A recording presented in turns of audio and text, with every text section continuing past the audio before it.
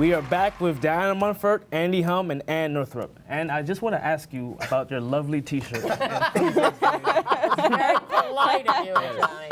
Well, yes, I am wearing this T-shirt advertising the Queer Liberation March, which, as Diana mentioned earlier in the show, is the alternate Pride Parade we're doing this year because we are so fed up with the regular Pride Parade. It's not a parade, it's a march.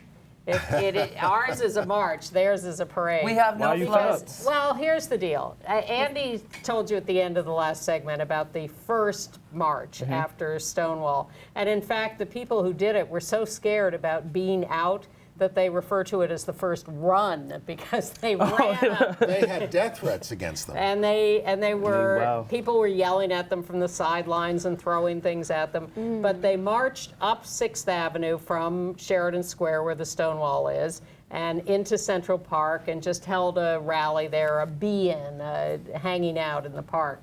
So, and then for years afterwards, the marches were just marches of people. Protest marches, celebration marches, signs, all that kind of thing. But over the years it changed, and now corporations have moved in and they have big floats in the marches, and the people are pushed outside, and it's no longer a protest march. It's no longer about the LGBTQ people. In fact, we're prevented from entering their parade. And they have 150 floats this year, most of which are corporate floats, banks, phone companies. And it's nice that corporations want to lend support, but they can stay on the sidelines and hold up signs. They want to be in they want to be in that parade so that they can advertise and take our money. Yes. And I'm upset with the corporations. Like the Rose Parade. The corporations will give you nice statements in support of LGBT rights, but then they give their corporate money to these Republicans who are voting against us in the Congress and in the state legislatures and voting against women's rights and civil rights, and the hell with them. We call that pinkwashing, where they do the wrong thing most of the time, but then they come out to support us and use us as sort of cover. To make them look, and it makes them look good that they're supporting gay people. Like, oh, look at us, we're a good corporation because we support gay people. But meanwhile, they're ruining the environment or destroying people financially or whatever. So we're going back to having a real march this year, which we're calling the Queer Liberation March. On the same day as their parade. Sunday, June 30th. We're very cheeky.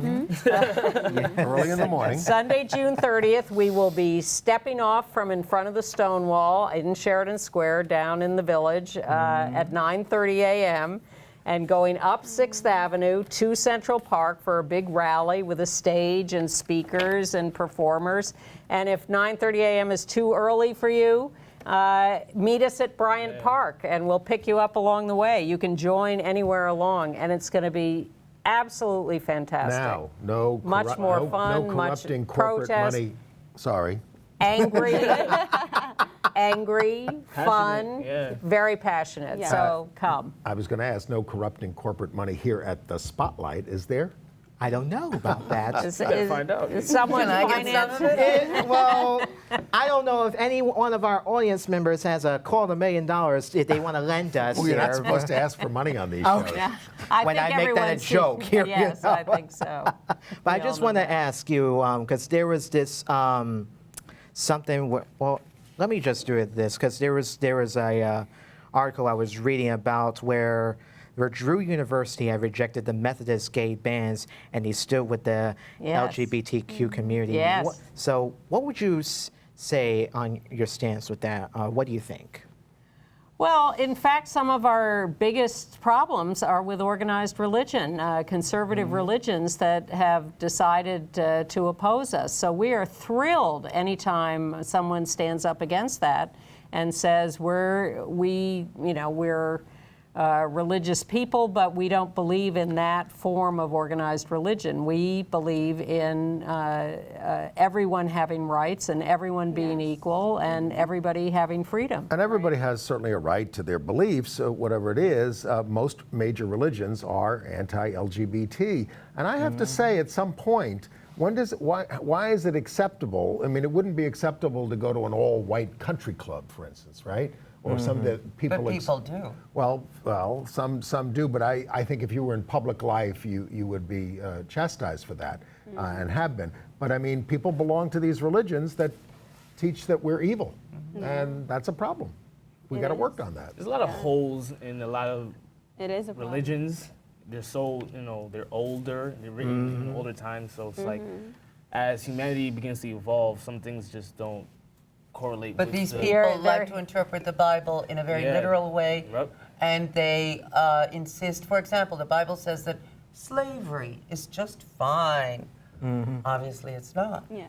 Women, stay in your place. Go have a baby and cook dinner simultaneously. Well, they pick and choose Yeah. what, That's just not- Yeah, they're it's- yeah, it's hypocrites. like- And like I recently watched Nat Turner. He had like it was Birth of a Nation, and it The new showed how movie? yeah, Yeah. it showed how just interpretation can enslave people. Yeah. Just Yeah, that's interpretation. And you saw how they ruined his career. Because he was a black man who said what had to be said, they said, oh, there's an old rape charge against him. Yeah. He was acquitted, and they ruined his life and his career because he was a black man who stood up and said what had to Yeah. be said. You know that. Yes. I know. Well, they'll rationalize their racism or their bigotry.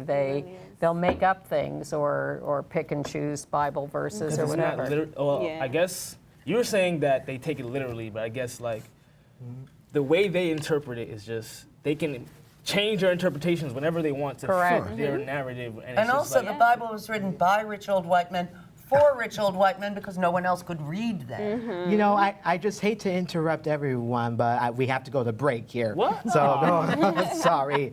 Go ahead, It's getting Johnny. good, right? It's Sorry. getting good. Yeah, but this is getting to be good. Go ahead, Johnny. That's your part, okay? All right, so. Diana Munford, Andy Hum, and Ann Northrop are still sticking around with us as we continue Pride Month. We'll be right back. Thank